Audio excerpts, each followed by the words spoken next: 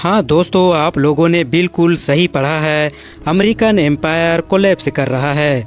जबकि हम सभी जानते हैं कि एक दौर हुआ करता था कि जब पूरी दुनिया की राजनीति में अमेरिका का ही डंका बजा करता था। पूरी दुनिया अपनी कंट्रोल में थी, मतलब कि मुट्ठी में थी। दुनिया के किसी भी देश में अमेरिका के जिसको चाहता उसको गद्दी पर बैठाता और जिसको चाहता उसको गद्दी से उतारता। किसी भी इंसान के अंदर, किसी भी नेता और किसी भी लीडर के अंदर ये हिम्मत नहीं थी कि वो अमेरिका को कुछ भी करने से रोक सके, क्योंकि जाहिर है जब चंद लोगों ने ऐसा करने की कोशिश की भी थी तो उनका वो ख़तरनाक हाल हुआ कि वो दूसरों के लिए भी इबरत बन गए।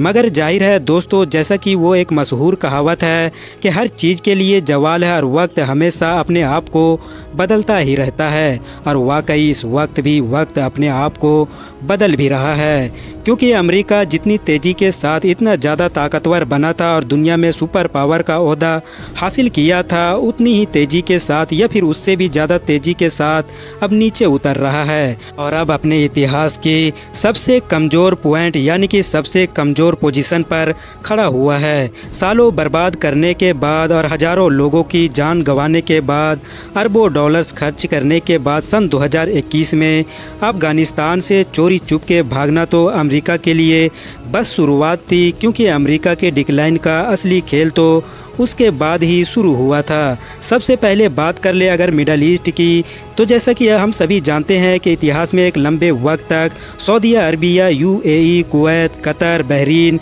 इन सारे देशों को ये माना गया है कि ये तो हमेशा से ही अमेरिका के पीछे चलते हैं। बल्कि कुछ लोग तो गुस्से में इनको अमेरिका का गुलाम तक कह डालते थे, क्योंकि जाहिर है ये लोग अमेरिका के इशारों पर ही चला करते थे। अमेरिका की इजाज़त के बगैर इनके हुकूमत में कोई फैसला तक नहीं लिया जाता था। वैसे तो इन सारे देशों ने पिछले कई सालों से ही अमेरिका के इन्फ्लुएंस से आज़ाद होना शुरू कर दिया था, मगर इसका सबसे बड़ा असर उस वक्त दिखाई दिया कि जब 2023 अक्टूबर के महीने में इजराइल और हमास की जंग शुरू हुई। अरब देशों को उम्मीद थी कि इजराइल और फ़िलिस्तीन की इस जंग में अमेरिका बीच का रास्ता अपनाएगा, लेकिन उम्मीदों से बिल्कुल उलट अमेरिका ने खुलकर एक तरफा इजराइल का ही साथ देना जारी रखा। नतीजा ये हुआ कि अरब देश हद से ज़्यादा नाराज़गी और गुस्से के बावजूद ऊपर से कुछ बोले तो नहीं, लेकिन अंदर ही अंदर इन लोगों ने वो कर डाला कि जिसने अमेरिका की राजनीति को और अमेरिका के पूरे इस सिस्टम को हिला कर रख दिया। रसिया के राष्ट्रपति व्लादिमीर पुतिन कि जो रसिया और यूक्रेन की जंग शुरू होने के बाद से अपने मुल्क से बाहर नहीं निकल रहे थे, क्योंकि अमेरिका के इशारे पर इंटरनेशनल कोर्ट ने उनके खिलाफ अरेस्ट वारंट निकाल रखा था। उन्होंने इजराइल और हमास के ये जंग शुरू होने के बाद न सिर्फ अपना देश छोड़ा बल्कि दौरा ही मिडल ईस्ट का कर डाला। इन लोगों ने तो यूएई के आसमान को भी पुतिन के स्वागत के लिए रसिया के झंडे से रंग डाला था। और ये सब कुछ दिसंबर के महीने में उस वक्त हो रहा था कि जब ऑलरेडी मिडल ईस्ट में इजराइल और हमास की ख़तरनाक जंग चल रही थी, जिसका सीधा सा मतलब ये था कि ये अरब देश अमेरिका को मैसेज दे रहे थे कि अब वक्त बदल चुका है और हमारे भी कायदे कानून बदल चुके हैं। इन तमाम मामलात से हटकर अमेरिका को उस वक्त भी भारी झटका लगा था कि जब सऊदी अरबिया ने चाइना के जो अमेरिका का एक और बड़ा दुश्मन है, उसके राष्ट्रपति को अपने यहाँ पर बुलाकर खूब बढ़ चढ़ कर स्वागत किया गया था और भारी भरकम तरीके से उनकी मेहमान नवाजी भी की गई थी। दुनिया के ताकतवर देशों को तो छोड़ ही दीजिए, बल्कि हूती जैसा एक ग्रुप कि जिसको अभी एक नॉन स्टेट एक्टर के तौर पर ही कंसीडर किया जाता है, वो तक अमेरिका से कंट्रोल नहीं हो रहा है। शुरुआती जंग से ही उसने अमेरिका की लाख धमकियों के बावजूद इजराइल के जहाज़ों पर हमले जारी रखे और अमेरिका ने जब बीच में घुसने की कोशिश की तो उसने ब्रिटेन और अमेरिका को भी टारगेट करना शुरू कर दिया। और तो और जैसे जैसे वक्त गुजरा फिर उसने कार्गो शिप्स के बजाय अब मिलिट्री शिप्स को भी टारगेट करना शुरू कर दिया है।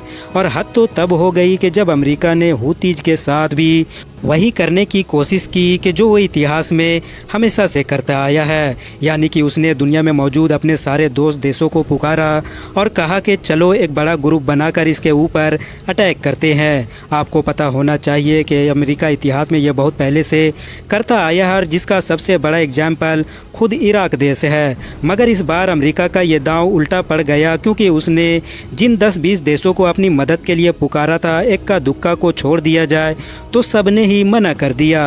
दोस्तों, आप लोगों ने ये बात तो अक्सर सुनी होगी कि दुनिया में सबसे बड़ी इकोनॉमी अमेरिका की है, दुनिया का सबसे अमीर देश अमेरिका है। लेकिन क्या आप लोगों को पता है कि दुनिया का सबसे ज़्यादा कर्जदार देश कौन सा है? तो आपको जानकर हैरानी होगी कि इसका जवाब भी अमेरिका ही है। हाँ दोस्तों, अमेरिका दुनिया में वो खुद भी सबसे बड़ा कर्जदार है। उसका कर्जा तो खुद उसकी टोटल जीडीपी से भी ज़्यादा है, जिसका मतलब ये हुआ कि अगर अमेरिका आज अपनी पूरी इकोनॉमी को भी किसी को बेच दे, जब भी उससे वो कर्जा नहीं चुका पाएगा। इसीलिए ये वार्निंग दी गई है कि अगर अमेरिका ने जल्द ही इन चीज़ों पर ध्यान नहीं दिया तो वो आने वाले दिनों में खुद तो डूबेगा ही डूबेगा, साथ ही यूके, कनाडा और जापान जैसे उन सारे देशों को भी ले डूबेगा कि जो हमेशा से उसके ऊपर डिपेंड रहते हैं और उसकी पीछे पीछे चलते हैं। फिलहाल दोस्तों, आज की अपनी वीडियो को हम यहीं पर ख़त्म करते हैं। वीडियो अगर इन्फॉर्मेटिव लगी हो तो वीडियो को लाइक करने के साथ साथ अपने दोस्तों के साथ भी ज़रूर शेयर करें। और इसी तरह के नॉलेजेबल और अपडेटेड वीडियोज़ हमेशा देखने के लिए हमारे इस चैनल को सब्सक्राइब करने के साथ साथ बेल आइकन को भी ज़रूर प्रेस करें।